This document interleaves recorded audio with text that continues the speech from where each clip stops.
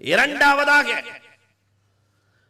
பெருமானார் ஸல்லல்லாஹு அலைஹி வஸல்லம் அந்த தோழர்களுக்கு கொடுத்த பாடம் யஸ்துர் அவ்ரத்தா. ஒரு முஃமின் இன்னொரு முஃமினுடைய குறையை மறைக்க வேண்டும். நிறைகளைத்தான் பார்க்க வேண்டுமே தவிர குறைகளை மறைக்க வேண்டும். குறையில்லாத மனிதன் உலகத்தில் யாரும் இல்லை. உலகத்தில் இருக்கிற எல்லோரும் குறையாளிகள், அல்லாஹ் ரசூலை தவிர. அதனால குறைகளை மறைக்க வேண்டும், மன்னிக்க வேண்டும்.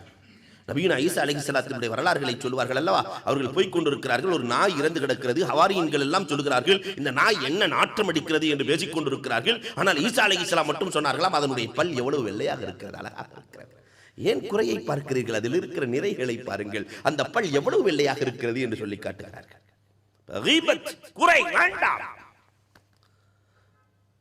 துல்கர்னைன் அலைஹிஸ்ஸலாம் ஒரு கனவு கண்டார்களாம். தஃப்சீருல் ஜலாலைனிலே வருகிற வரலாறு. அந்த கனவில முதலில் நீ எதை பார்க்கிறாயோ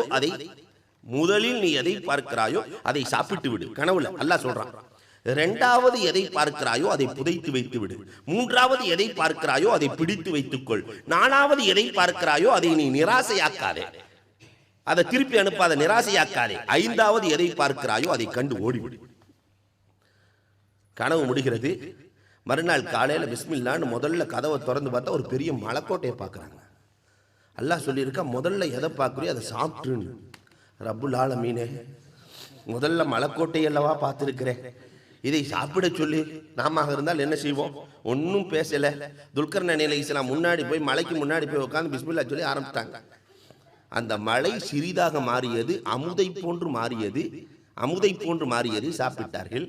இரண்டாவது அவர்கள் எழுந்து செல்லுகிற பொழுது தங்கத்தட்டை பார்க்கிறார்கள். இரண்டாவது பார்ப்பதை புதைக்க வேண்டும். தங்கத்தட்டு கீழே கடந்த யாராவது புதைப்பாங்களா? புதைக்கிறார்கள். மேலே வருகிறது. மீண்டும் புதைக்கிறார்கள். மேலே வருகிறது. அல்லாஹ் புதைக்க சொன்னான். மேலே வந்தால் என்ன, கீழே போனால் என்ன என்று சொல்லிவிட்டு வருகிறார்கள். மூன்றாவதாக ஒரு சிட்டுக்குருவியை ராஜாளி துரத்தி கொண்டு வருகிறது. மூன்றாவது பார்ப்பதை பிடிக்க வேண்டும். சிட்டுக்குருவி வேகமாக வந்து துல்கர்னைன் அலைஹிஸ்ஸலாத்தின் மேல் ஒட்டுகிறது. அதை பிடித்து வைத்துக் கொள்கிறார்கள். நாலாவது வந்த ராஜாளி சொல்லுகிறது, என் உணவை நபியை நீங்கள் பிடிக்கலாமா, நீங்கள் பிடித்து வைக்கலாமா, எனக்குரிய உணவு. நாலாவது பார்ப்பதை நிராசையாக்க கூடாது. அதனால் தன் சதை துண்டு ஒன்றை வெட்டி ராஜாளிக்கு கொடுக்கிறார்கள், ஷாஹீனுக்கு கொடுத்து அனுப்புகிறார்கள். ஐந்தாவதாக சென்று கொண்டிருக்கிற பொழுது ஒரு பிணம் கிடக்கிறது. ஐந்தாவது பார்ப்பதை கண்டு ஓட வேண்டும் என்று அல்லாஹ் சொன்னான். ஓடி விடுகிறார்கள். பிணத்தை பார்த்து ஓடுகிறார்கள். அல்லாஹ்ட்ட கேட்டாங்க, அல்லாஹ் இந்த 5க்கும் உண்டான தாத்பரியம் என்ன, விளக்கம் என்ன ரப்புல் ஆலமீனே, விளக்கம் என்ன ரப்புல் ஆலமீனே? அல்லாஹ் ரப்புல் ஆலமீன் அழகாக சொல்லுவான், கோபம் இருக்கிறது அது மலையை போன்றது, பெரிதாக இருக்கும். கோபம் மலையை போன்றது.